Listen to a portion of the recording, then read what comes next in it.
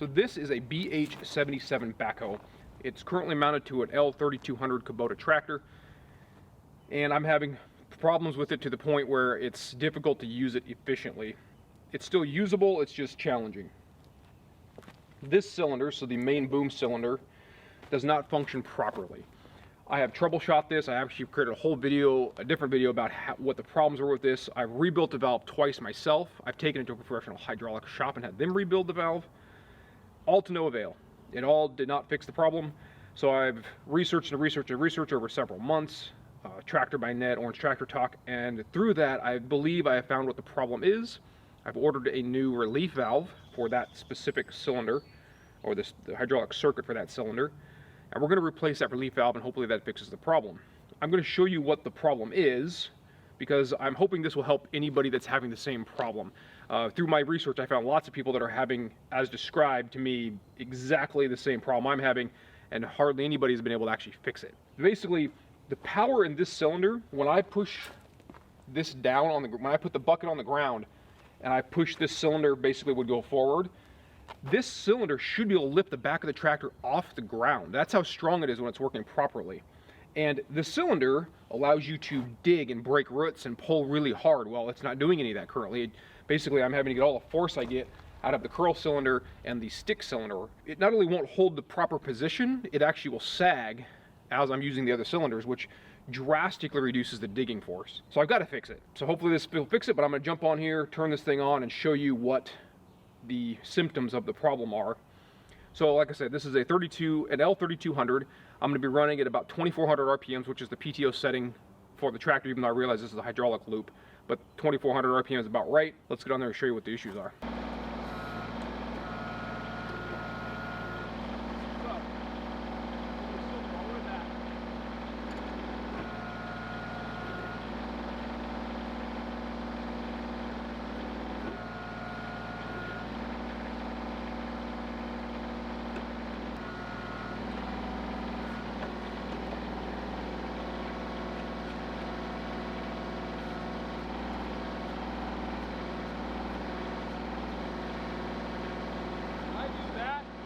Lift the tractor off the ground. See how much it came up when I curled that cylinder?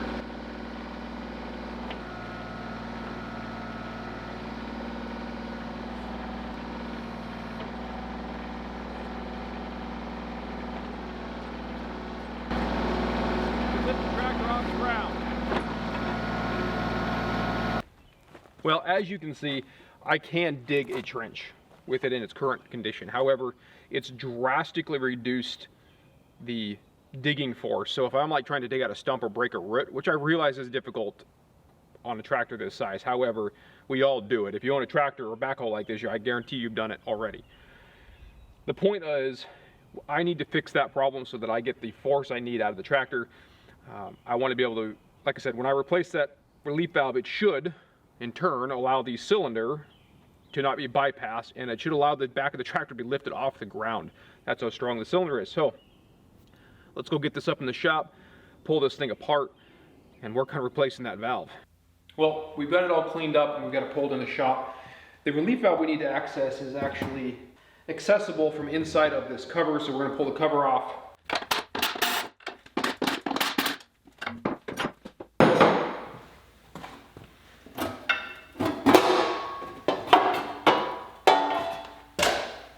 I went back and double checked the parts diagram, which I highly recommend anybody doing something like this does that. This valve actually goes on the bottom of the control valve, so on the bottom of this. So we're gonna get a wrench down below here and pull off the old relief valve and install this new one.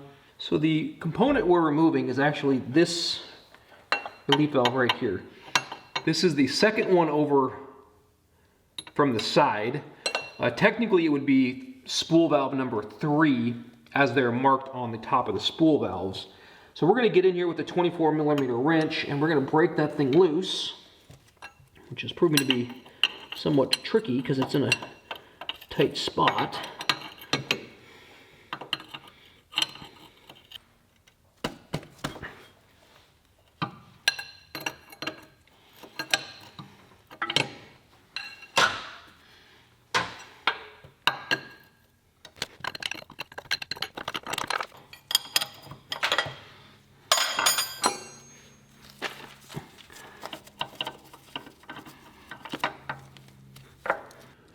this is the new one that came out of this packaging. That's the part number, 7K502 TAC 63710. This is the relief valve off the bottom of the spool valve. This is the one I just removed. I don't have the equipment to test if this thing is lifting in the correct way that it's supposed to. In fact, what I've discovered is most hydraulic shops don't actually have the test equipment to set these. They just buy new ones, and then that's how they fix them. They buy a new one that's preset from the factory, which is exactly what this is, and then they install it and call it good, which is exactly what I'm going to do. So I bought this new one. It's supposed to be preset from the factory. One minor thing that I'm going to point out in all my reading that I did, the person that recommended changing this, when he removed his, they said this little poppet pin on the top here was not out. It was pushed down and permanently in place. Unfortunately, in my case, it is popped out. So I was hoping to get in here and find that that pop pin was in the incorrect position, and that turns out not to be the case. But because I have the brand new one, we're going to install it and go test out the tractor and see what happens.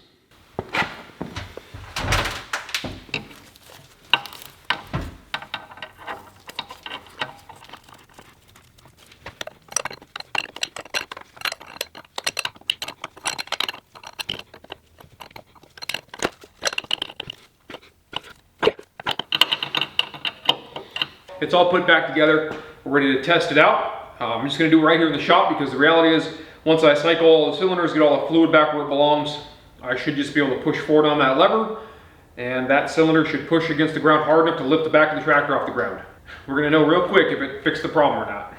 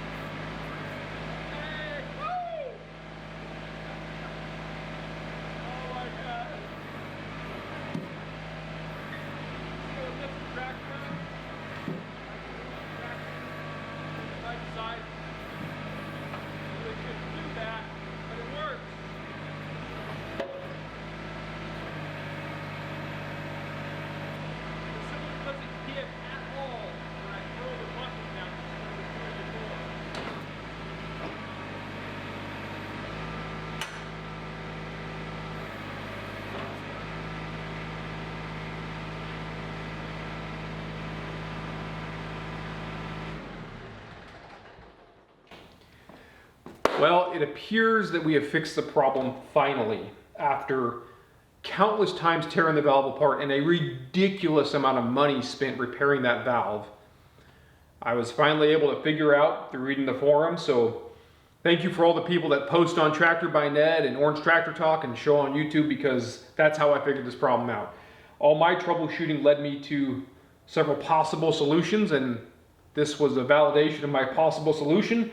The long and short of it, it appears to be fixed. We're gonna go dig some holes, actually go dig a stump out, because I have nothing better to do with it than dig a stump out and try and break a couple of roots.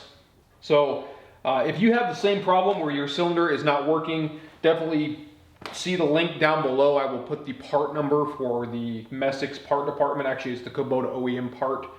I'll put that in the description down below. You don't have to take apart this compartment in order to replace that valve. However, I've always found with this, the mechanism inside of here, that it's always better to check those bolts and nuts and things to make sure that the controls are nice and tight and where they belong, and re-lubricate all that stuff. So I was already in here, so I took that off and rechecked all that stuff, put a little Loctite on a few of them, snugged them back up. I cannot tell you how ecstatic I am to have this thing fixed finally. It has been this way for a very long time, and it's been a huge pain in the butt. But it's fixed. Super excited. Let's go dig a stump out.